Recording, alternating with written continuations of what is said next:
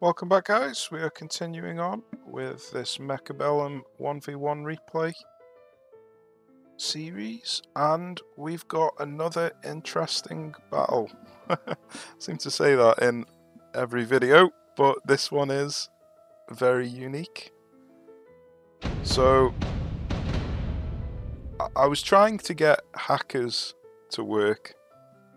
I just really wanted to use them, because most people use them just as a counter to enemy rhinos.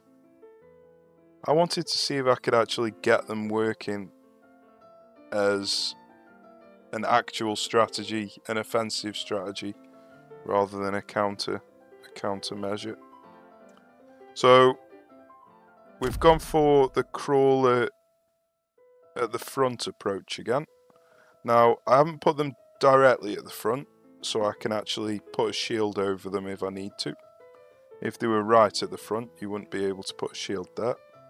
Now, in a previous video, I said I'd stagger the Mustangs with the crawlers, so if they use storm crawlers, the Mustangs won't get hit.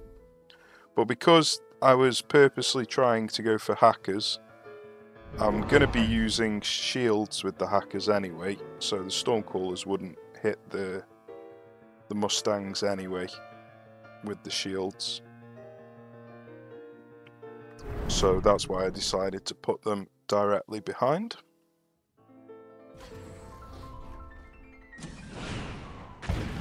So we're just getting set up on this first round. I don't really anticipate winning this first round. Just getting everything in place ready for the hackers.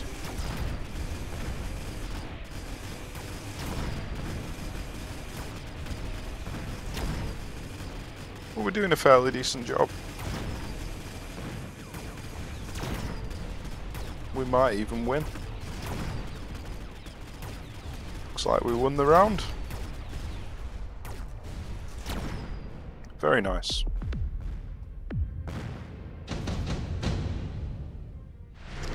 And we got the heavy hacker upgrade. So I'd already decided I was going to go for hackers. So getting this heavy hacker upgrade was very helpful. It really does make the hackers more effective, or at least live longer anyway. So we're going to start putting our hackers in position.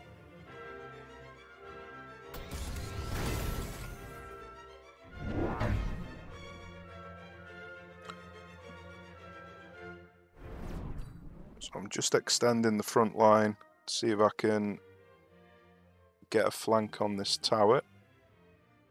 Looks like I changed my mind. I'm not quite sure why I decided to put them over here, but I obviously did.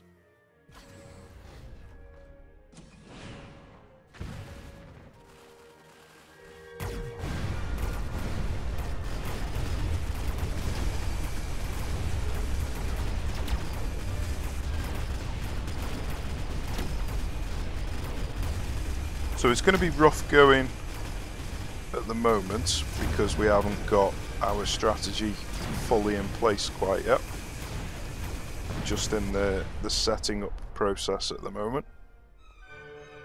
But once we get the barriers on the hackers, things will start to improve.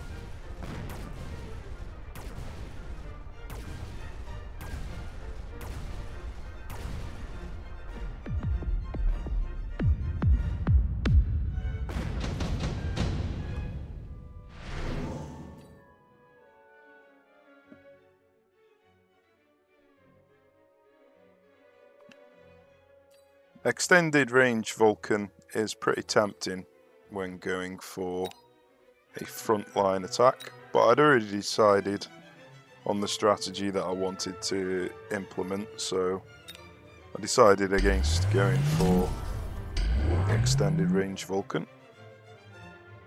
And obviously with them having steel balls, that is not very good for the Vulcan. So we're just going to carry on setting up our hacker front line.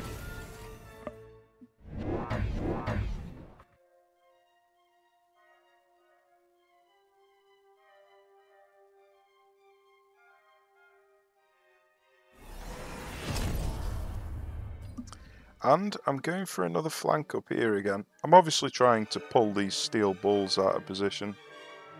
That's obviously the thinking behind doing that.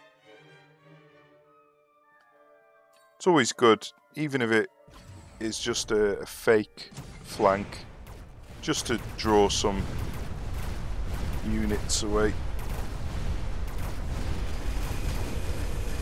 And the hackers are now starting to have some success.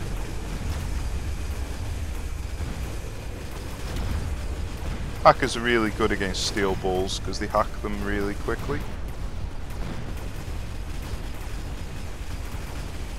Same with arc lights, they hack them really quickly.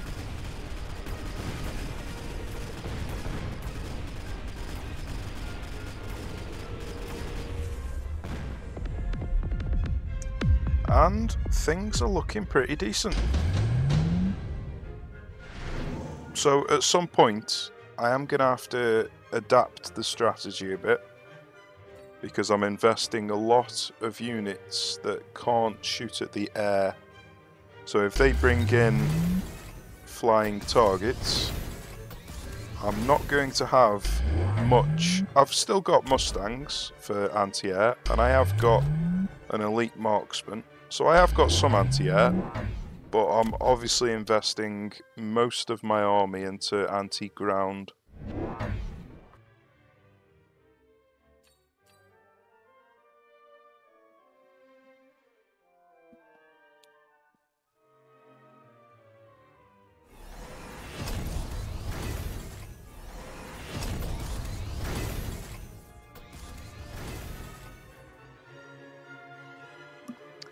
So I've gone for the subterranean blitz, which is really good at surviving splash damage.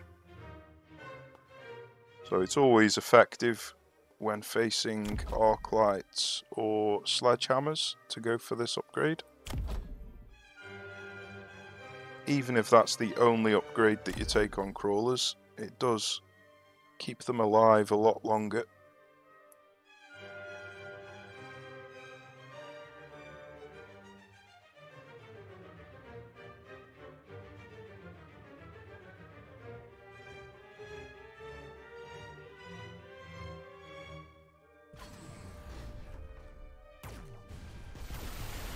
As you can see up here, they're surviving the arc light blast incredibly well.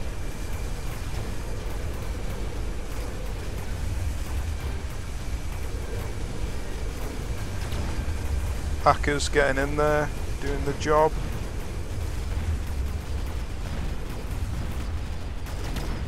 Doing a fantastic job at that.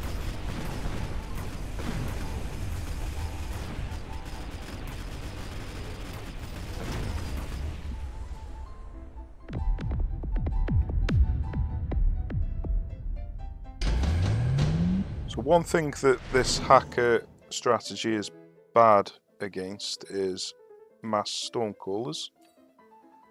So I had intended on getting the missile interceptor on these Mustangs, but I don't believe I actually take it.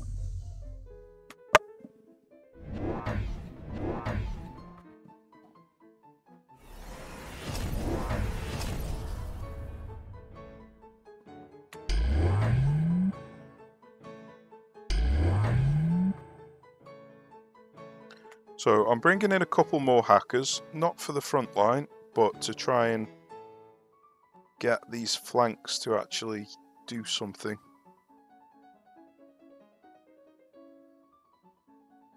Because at the moment the front line's working really well, but they are bringing in loads of stormcallers now.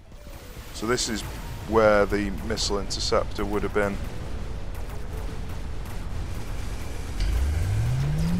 pretty useful. But the hackers managed to survive, and he's hacked the arc light.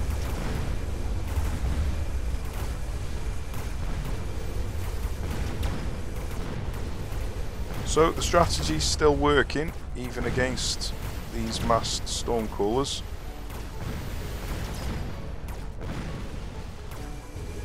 But we are going to need to switch it up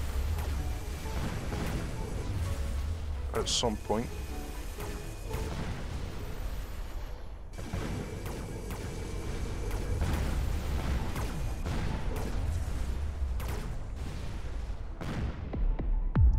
Like I say, missile interceptor could probably fix our issues, but I don't believe that I actually went for it. So I went for the increased attack. Now, it's a very expensive ability to take, or upgrade I should say. And I am bringing in more Mustangs, so I'm clearly thinking about the missile interceptor.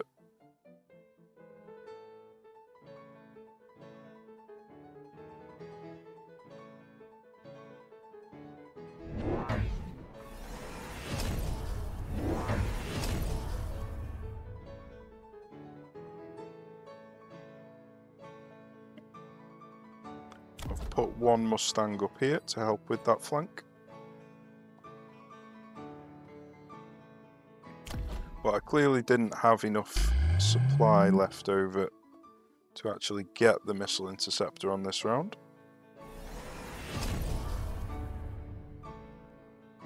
Now the other thing you can do against Stormcallers is obviously build flying units. And sometimes it's better to go for a hard counter rather than going for missile interceptor. I have to admit, I rarely go for missile interceptor.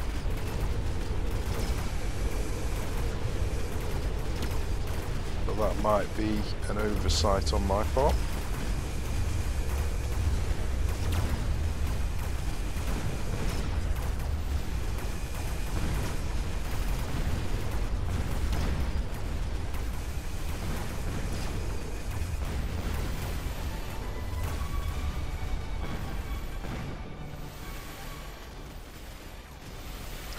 So they've invested a lot of supply into these Stormcallers.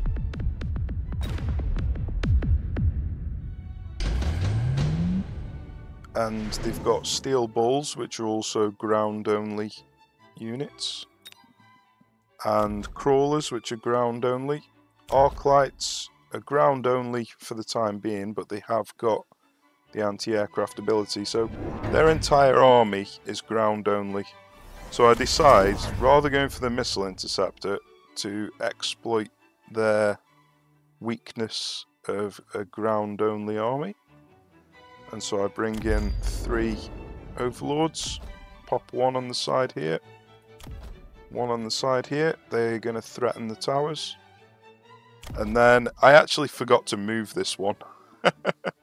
I should have moved it up here in between, or here. And then put another one here, and then go for photon emission. But I forgot to move it. So he's just going to stay there where he is. So they've gone for melting point. They obviously don't know I've got overlords at the moment, but they're going for melting point to try and deal with the hackers, which is an interesting choice. They might have anticipated me going for overlords, so that might be the reason they went for it.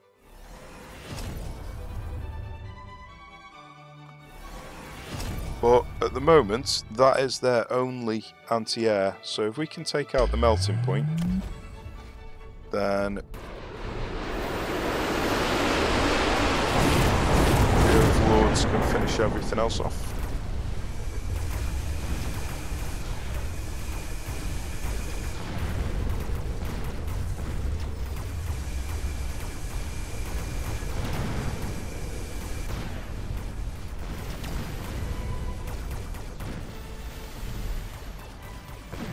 So we've managed to get the flank with the Overlord, took out the tower,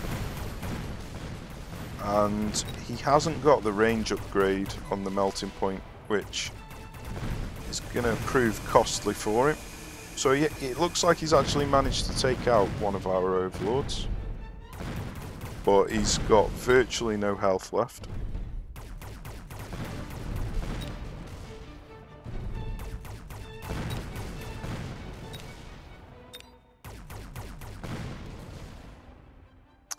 So although the melting point and the overlord have the same range, it seems as if they haven't actually got the same range at all, because I was firing and he wasn't. So yeah, that's interesting, that is. Interesting to know. So yeah, there you go. That was the hacker strat. And like I say, they focus so much on dealing with the hacker build that they just didn't build any anti-air whatsoever, which let us exploit that with some air units. So yeah, let me know what you think. It's a bit of a unique build, something out of the ordinary. I like to mix things up and not just do the same thing every single time, and I do enjoy using the hackers, even though they are quite challenging to actually get to work efficiently. Like I say, they are usually used as a countermeasure to rhinos, but if you can actually get them in the correct position, it can be a real pain to deal with. The main thing that they struggle with is small units like crawlers. But if you can drag the crawlers away, like I did here with this flank, then they can really do a lot of work against medium-sized units like arc lights and steel balls, sledgehammers, stormcallers, that type of thing. So yeah, I think it worked quite well. It was a fun battle. It's always a fun battle when you don't see a nuke. Nukes just ruin the game for me, in my opinion. It's kind of like you're playing chess, and then they decide they want to play checkers, and just bring in a nuke. But that is what it is. I don't think they're going to take nukes out of the game. So for now, we'll just have to play with them. But let me know what you think. Did you enjoy it? Would you do anything different? And join me again in the next one, where hopefully we'll be coming up with a completely different strategy again. So cheers for watching, take care, and I shall see you soon.